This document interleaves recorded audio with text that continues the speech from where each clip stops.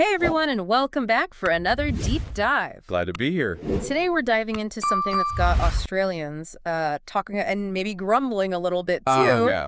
It's the recent passport price hike. Hmm. We've got a pretty lively Reddit discussion from r/Australia Okay. and an article from atlanticpost.com/.o to kind of guide us through this. Yeah. And we really want to understand why this has people so fired up. Interesting. I mean, think about it this way. Would you shell out over $400 for a passport, even if it meant you could travel to almost 200 countries without needing a visa? Right. That's a tough one. That's what Australians are kind of grappling with right now, and we're going to unpack all the different angles, Right. from the cost of living concerns all the way to the bigger questions about what travel even means in today's world. I think it's fascinating how this seemingly small change has just sparked such a big conversation. Oh, absolutely. Yeah. And the Reddit thread we're looking at really jumps right into it with the title. How they can charge us this much for paper and plastic baffles me. Wow. So to be specific, we're talking about a 10-year passport jumping from $398 to $412, Okay. and the 5-year option going from $201 to $208. It's understandable why people are reacting so strongly to this. Yeah. For a family of four, that's looking at $1,240 just for passports Yeah. before they've even, booked a flight or anything. Exactly. And the debate gets even more interesting, I think, when you look at the different perspectives that are coming out. On Right. Reddit, there's definitely a sense of frustration. Yeah. A lot of people are pointing out that this makes the Australian passport one of the priciest in the world.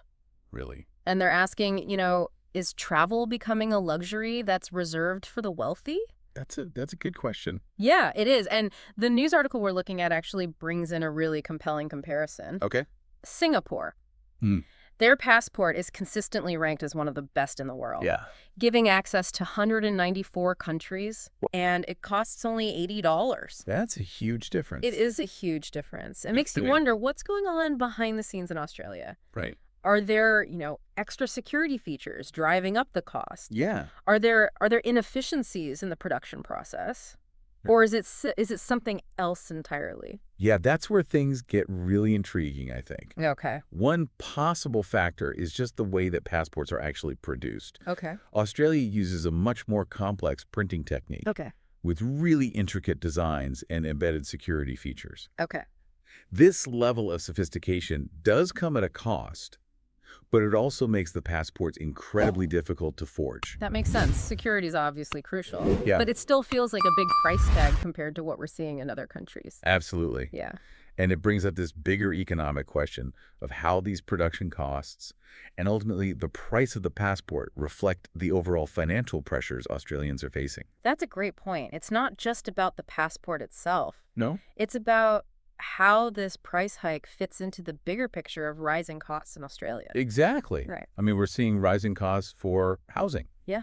Groceries. Yeah. Healthcare. Mm-hmm. Pretty much everything. Yeah. And for a lot of Australians, that means making really tough choices about where they spend their money. You can definitely see that reflected in the Reddit thread. Hmm. One commenter mentioned that they haven't taken a holiday within Australia since getting their passport Wow. because they've been prioritizing more affordable trips to Southeast Asia.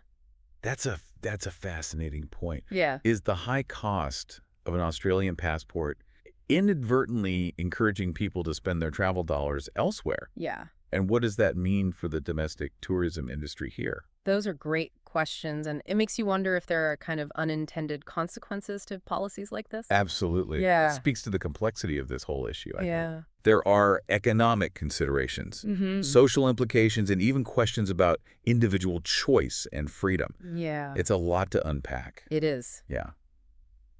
Yeah, it really highlights the interconnectedness of all these different issues. It does. And speaking of connections, there's another layer to this that I found really interesting in the Reddit thread. Okay. Some people are arguing that international travel, especially in the midst of a cost of living crisis, Yeah. should be considered a luxury, not a necessity. Okay. For many people, putting food on the table and keeping a roof over their heads are far more pressing concerns Right. than traveling abroad. Yeah, for sure. And one commenter even went so far as to list out all the other things that are becoming increasingly expensive. Okay.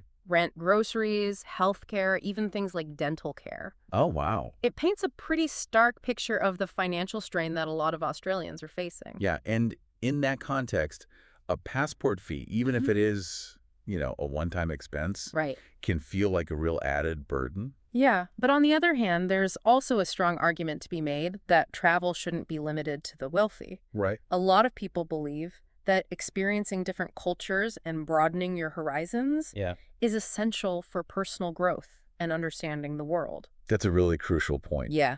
It raises the question of whether or not access to travel is becoming a marker of inequality Yeah. and further dividing society along economic lines. And what are the implications of that? Yeah, If travel becomes increasingly inaccessible to those with lower incomes, does it limit their opportunities for personal and professional development? it's a big question. Yeah, it is. And it gets even more complicated, I think, when you consider the government's role in all of this. Right. One Redditor pointed out the irony of the government increasing both passport fees and Centrelink and aged care payments. Oh, wow. So it almost feels like the zero-sum game. That's a really interesting observation. Yeah. Are those increases in social support enough to offset the rising cost of living, including things like this passport fee? Right. It's tough to say. Yeah, it really highlights the challenges I think that policymakers face when they're trying to balance competing priorities. Absolutely. Yeah. And it underscores the need for a really nuanced approach Yeah. that considers the needs of all Australians, regardless of their income level. So where does this leave us? Yeah. We've seen how this seemingly simple passport fee increase has sparked this wide-ranging conversation Yeah. about affordability, access, and the value of travel in today's world. We've explored the economic factors at play, the social implications, Yeah. and even the ethical considerations surrounding travel as both a privilege and a potential, right? It's been a fascinating deep dive, hasn't it? It really has, and I think it's a testament to how these seemingly minor policy decisions can spark such profound discussions. I completely agree. It's like this passport price hike has opened up a window into some of the bigger questions that Australians are facing today. Yeah. We've touched on economic inequality, the changing nature of travel, and even the government's role in shaping our access to opportunities. And it seems like there's no easy answer. There are valid points on all sides of the debate. That's right. It's a complex issue that requires a lot of careful consideration and thoughtful dialogue. So what does this all mean for our listeners? Well, I think it highlights the importance of staying informed and engaging in these kinds of conversations. Yeah. It's about understanding the different perspectives, weighing the potential consequences, and ultimately, forming your own opinion. I love that it's about being an active participant in shaping the world around us. Precisely. And it's about recognizing that even something as seemingly mundane as a passport fee can be a catalyst for deeper reflection on the kind of society we want to live in. So here's a final thought for our listeners to ponder. Okay? If you were in charge, would you prioritize making passports more accessible even if it meant potentially higher taxes or cuts in other areas? Or do you believe that the current system is fair and the price increase is justified? That's a tough one. There's a lot to think about here. There is, and I think the most important thing is that we continue to have these conversations, challenge our assumptions, and work towards solutions that benefit all Australians. Beautifully said. Thanks for joining us on this deep dive. We hope you found it insightful and thought-provoking. Until next time, keep exploring, keep questioning, and keep those passports ready for your next adventure, wherever that may be.